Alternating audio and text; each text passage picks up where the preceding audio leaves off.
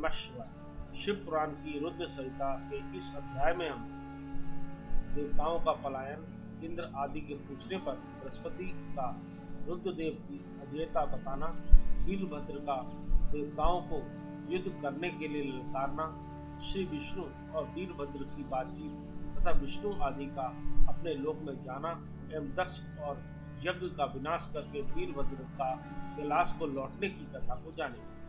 ब्रह्मा जी कहते हैं, नारद, उस समय देवताओं के साथ शिव गणों का घोर युद्ध आरंभ हो गया।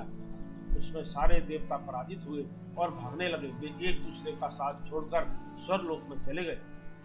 उस समय केवल महाबली इंद्र आदि लोकपाल ही उस दारुण संग्राम में धैर्य धारण करके उत्सुकता पूर्वक खड़े रहे। तदनंतर इंद्र आदि सब देवता मिलकर उस सम्रांगण में बृहस्पति को विनीत भाव से नमस्कार करके पूछने लगे। लोकपाल बोले, गुरुदेव बृहस्पति, तात महाप्राज्ञ दयानिधे, शीघ्र बताइए, हम जानना चाहते हैं कि हमारी विजय कैसे होगी। उनकी यह बात सुनकर बृहस्पति ने प्रयत्न पूर्वक भगवान शंभु का स्मरण किया और ज्ञान दुर्बल महेंद्र से कहा। बृहस्पति बोले, इंद्र, भगवान विष्णु ने पहले जो कुछ कहा था वह सब इस समय घटित हो गया। मैं उसी को स्पष्ट कर रहा हूँ। सावधान होकर सुनो। समस्त कर्मों का फल देने वाला जो कोई ईश्वर है वह कर्ता का ही आश्रय लेता है। कर्म करने वाले को ही उस कर्म का फल देता है। जो कर्म करता ही नहीं उसको फल देने में भी वह समर्थ नहीं है।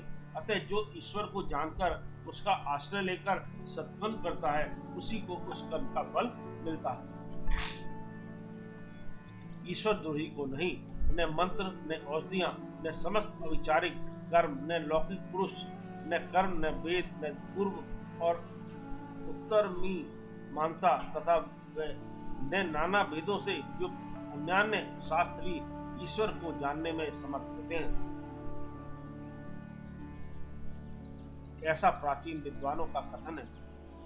अनन्य शरण भक्तों को छोड़कर दूसरे लोग संपूर्ण वेदों का 10,000 बार स्वाध्याय करके भी महेश्वर को भली भांति नहीं जान सकते। यह महाश्रुति का कथन है। अवश्य भगवान शिव के अनुग्रह से ही सर्वथा शांत, निर्विकार एवं उत्तम दृष्टि से सदा शिव के तत्व का साक्षात्कार हो सकता है। सुरेश्वर, क्या कर्तव्य है और क्या अकर्तव्य है, इसका विवेचन करना अभिष्ट होने पर मैं जो इसमें सिद्धि का उत्तम अंश है उसी का प्रतिपादन करूंगा। तुम अपने हित के लिए उसे ध्यान देकर सुनो। इंद्र, तुम लोकपालों के साथ आज नादान बनकर दक्ष यज्ञ में आ गए। बताओ तो यहाँ क्या पराक्रम करोगे। भगवान रुद्र जिनके सहायक हैं, ऐसे ये परम क्रोधी रुद्रगण इस यज्ञ में विघ्न डालने के लिए आए हैं और अपना कार्य पूर्ण करेंगे, इसमें संशय नहीं है। मैं सत्य सत्य कहता हूँ कि इस यज्ञ के विघ्न का निवारण करने के लिए वस्तुतः तुम में से किसी के पास निश्चल का कोई उपाय नहीं है।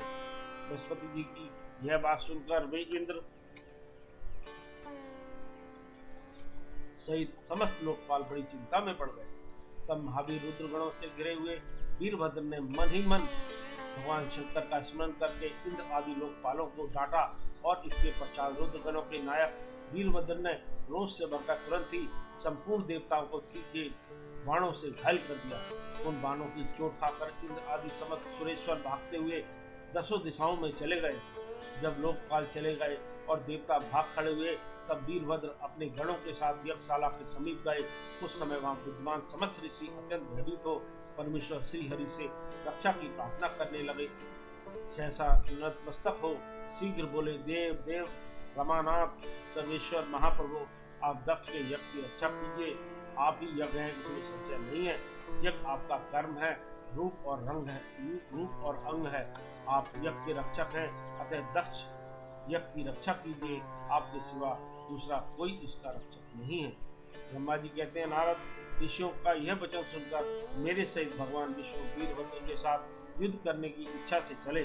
श्री हरि को युद्ध के लिए उद्यत देख शत्रुमर्दन वीरभद्र साथ युद्ध करने की इच्छा से चले। श्री हरि को युद्ध के लिए उद्यत देख शत्रुमर्दन वीरभद्र जो वीर प्रमथ गणों से घिरे हुए थे, कड़े शब्दों में भगवान विष्णु को काटने लगे। ब्रह्मा जी कहते हैं, नारद, वीरभद्र की यह बात सुनकर बुद्धिमान देवेश्वर विष्णु वह प्रसन्नता पूर्वक हंसते हुए बोले। श्री विष्णु ने कहा, वीरभद्र, आज तुम्हारे सामने मैं जो कुछ कहता हूँ उसे सुनो। मैं भगवान शंकर का सेवक हूँ, तुम मुझे रुद्रदेव से विमुख न करो। दक्ष अज्ञानी है, कर्म कांड में ही इसकी निष्ठा है। इसने मूर्तावश अपने पहले मुझसे बारंबार अपने यज्ञ में चलने के लिए प्रार्थना की थी। मैं भक्त के अधीन ठहरा, इसलिए चला आया। भगवान महेश्वर भी भक्त के अधीन रहते हैं। दक्ष मेरा भक्त है, इसलिए मुझे यहाँ आना पड़ा। रुद्र के क्रोध से उत्पन्न हुए वीर, तुम रुद्र तेजस्वर हो, उत्तम प्रताप के आश्रय हो। मेरी प्रतिज्ञा सुनो, मैं तुम्हें आगे बढ़ने से रोकता हूँ और तुम मुझे रोको। परिणाम वही होगा जो होने वाला होगा, मैं पराक्रम करूँगा। ब्रह्मा जी कहते हैं, नारद, भगवान विष्णु के ऐसा कहने पर महाबाहु वीरभद्र हंसकर बोला, आप मेरे प्रभु के लिए भक्त हैं, यह जानकर मुझे बड़ी प्रसन्नता हुई है। इतना कहकर गणनायक वीरभद्र हंस पड़ा और विनय से नतमस्तक हो बड़ी प्रसन्नता के साथ श्री विष्णु देव से कहने लगा। वीरभद्र ने कहा, महाप्रभु, मैंने आपके भाव की परीक्षा के लिए कड़ी बातें कही थी। इस समय यथार्थ बात कहता हूँ, सावधान होकर सुनो। हरे, वैसे जैसे शिव है वैसे आप हैं, जैसे आप हैं वैसे शिव है, ऐसा वेद कहते हैं। और वेदों का यह कथन शिव की आज्ञा के अनुसार ही है। रमानाथ, भगवान शिव की आज्ञा से हम सब लोग उनके सेवक ही हैं। तथापि मैंने जो बात कही है वह इस वाद विवाद के अवसर के अनुरूप ही है। आप मेरी हर बात को आपके प्रति आदर के भाव से ही कही गई समझिए। ब्रह्मा जी कहते हैं, वीरभद्र का यह वचन सुनकर भगवान श्री हरि हंस पड़े और उसके लिए हितकर वचन बोले। श्री विष्णु ने कहा, महावीर, तुम मेरे साथ निशंक होकर युद्ध करो। तुम्हारे अस्त्रों से शरीर के भर जाने पर ही मैं अपने आश्रय को जाऊंगा। ब्रह्मा जी कहते हैं, ऐसा कहकर भगवान विष्णु चुप हो गए और युद्ध के लिए कमर कसकर डट गए। महाबली वीरभद्र भी अपने गणों के साथ युद्ध के लिए तैयार हो गए।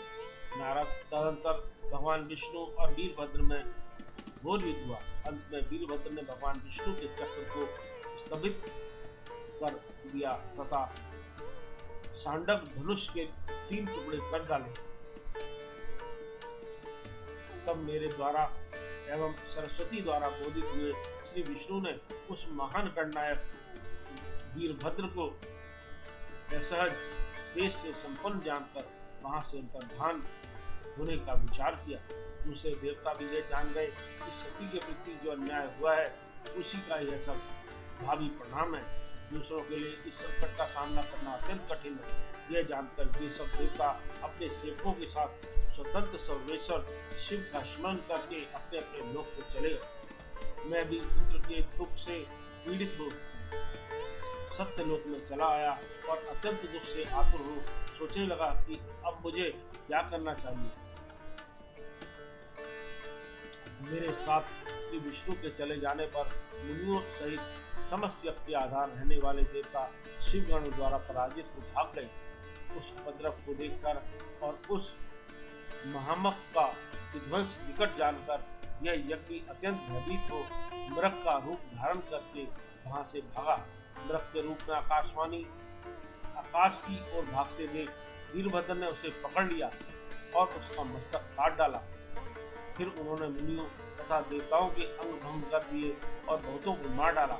तथापि मणिभद्र ने रघु को उठाकर पटक दिया और उनकी छाती को पैर से दबाकर तत्काल उनकी दाढ़ी मूंछ नोच डाली।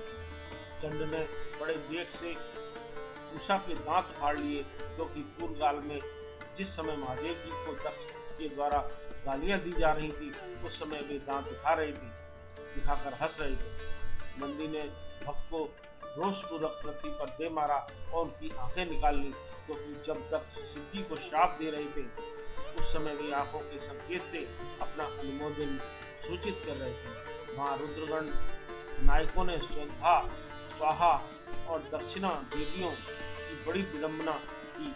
वहाँ जो मंत्र तंत्र तथा दूसरे लोग थे उनका भी बहुत तिरस्कार किया। ब्रह्मपुत्र दक्ष भय के मारे अंतर वेदी के भीतर छिप गए। वीरभद्र उनका पता लगाकर उन्हें बलपूर्वक पकड़ लाए। फिर उनके दोनों गाल पकड़कर उन्होंने उनके मस्तक पर तलवार से आघात किया, परंतु योग के प्रभाव से दक्ष का सिर अभेद हो गया था, इसलिए कट नहीं सका। जब वीरभद्र को ज्ञात हुआ कि संपूर्ण अस्त्रों से इनके मस्तक का भेदन नहीं हो सकता, तब उन्होंने दक्ष की छाती पर पैर रखकर दबाया और दोनों हाथों से गर्दन मरोड़कर तोड़ डाली। फिर शिवद्रोही दुष्ट दक्ष के उस सिर को गणनायक वीरभद्र ने अंगुली कुंड में डाल दिया। तदंतर जैसे सूर्य घोर अंधकार राशि का नाश करके उद्याचल पर आरूढ़ होते हैं, उसी प्रकार वीरभद्र दक्ष और उनके यज्ञ का विध्वंस करके वो तुरंत ही वहां से उत्तम कैलाश पर्वत को चले गए। वीरभद्र को काम पूरा करके आयादेव परमेश्वर शिव मन ही मन बहुत संतुष्ट हुए और उन्हें वीर प्रमुख गणों का अध्यक्ष बना दिया। इस प्रकार इस कथा का समापन होता है और आगे की कथा में श्री विष्णु की पराजय में दधीची मुनि के शाप को कारण बताते हुए दधीची और क्षुभ के विवाद का इतिहास, मृत्युंजय मंत्र के अनुष्ठान से दधीची की अभ्युदयता तथा श्री हरि को क्षुभ को दधीची की पराजय के लिए यत्न करने का आश्वासन की कथा को जानेंगे। ओम नमः शिवाय।